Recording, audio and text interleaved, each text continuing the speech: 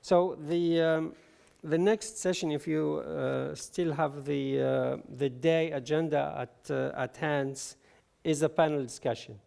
And the topic is data and language resources in member state. I made changes, but apparently I didn't save it. So the idea is where to look for data. And this is a panel because the idea is really to try and identify the sources of data. And talking to the participant you have invited to see who is sitting on a huge amount of resources that we have described and who are willing to support us and provide such resources. So basically this is a panel with a number of public sector representatives. Again, it's 30 minutes, and if you really feel that it would last longer, keep it longer, because we can shorten the presentations and all these things that may be boring because of the redundancy. This is where we can get real input. Here we don't have a speaker profile. In our suggestion, we were talking about a moderator. I didn't find a better word. What we are looking for is a facilitator, someone who is really able to ask everyone questions and make sure that all the participants can speak during the day, and that we can hear from all the participants what they do have, whether it's easy to work together, whether they do face problems like, okay, we do have a big chunk of data, but we don't have the time to work on that. We don't know the legal its legal structure and so on. So if you find someone who can really help everyone express their views, it would be nice. And like for the other panels, we do have a number of questions. The idea is not to go through them right now.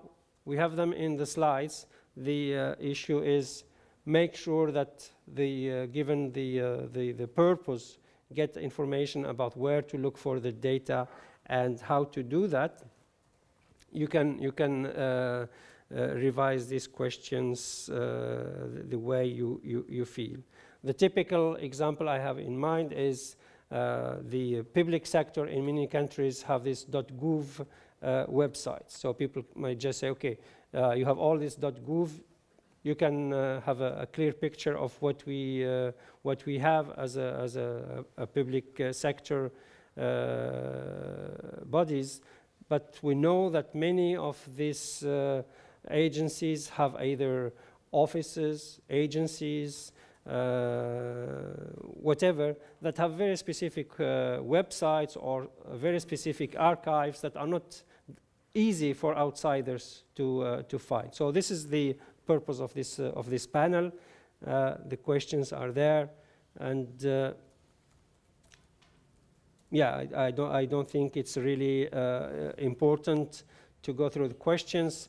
Rather about the public sector representatives. What we think we have a huge list from all the very usual institutions that may be holding data. So this is examples. I'm sure that in the Queen's cabinet they have reports for countries where they have queens or kings, foreign affairs, prime minister, president, and all these places, the parliament, etc., etc. So the idea is how we can make sure that we talk to these people and they can tell us, yes, we do know where the data is, and we can follow on this with them afterwards. And of course, many countries, in addition to the official administration representatives, they have international organizations connected to the government structure, either cultural representations or international associations, radios, and so on. So this is the the questions that we would like to ask these people. If the question of, yeah, I'm working for the PR department and what we have is not useful because it's always, short paragraph and things like that, this is still useful because one paragraph after the another, we can make things. And we just remind people before the debate what kind of sources we are talking about. So this is a panel, and we realize in the 3 trial workshops that it's really important to have a very good facilitator, moderator, because that's how you get people express their views. I'm sure that this short list of possible sources of information could be shared between the members of the Congress, because the ideas could be very, very common.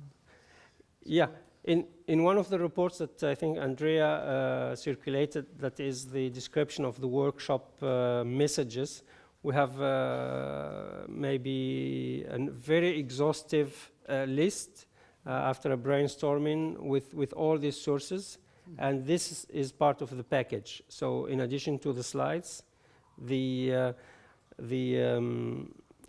report has also more types of sources, and what we can keep updated is something where we list what we are getting. So if we get something and we got already a nice piece of data from our German friends, we can already say, okay, this is the data and this is the source where it comes from, and we can have something on a page for all of us to look at. So you can, oh yeah, this is some structure I have in my country, I should talk to them. So maybe you can take this as an action to make sure that whenever we have secured some data, we make sure that for the internal use, we indicate the source, who are whether it's an embassy, municipality, foreign affairs ministry, or whatever, so people can inspire from this for their own country. Yes, and the different kind of resources from each source, because it could be very interesting not just to get parallel corpora, also other kind of resources. Yeah. And another question related to license models, it applies for pairs of sentences that are completely randomized or disordered? Well, this is a very debate that pop up very often. My favorite lawyer would say, in copyright, the keyword is not the right, is the copy. As long as you copy something to derive something else, you have done some copyright work. And of course, after that, he would say, now only the judge can say if this is true or not. But people who take the sentences and just, like scrambling them, reshuffling the sentences, many people say, okay, now this sentence is a sequence of words and whoever can make them. And some people pretend, no, this is extracted from a report, and if I search even on Google, I might find that this sentence is unique and it's in a report, and that report was copyrighted. So it's really a very difficult debate. That's why if we have some doubts, it's better to keep the data out of our repository. Now what we hope is that most of the public sector data is really public data, and that we can take it easily.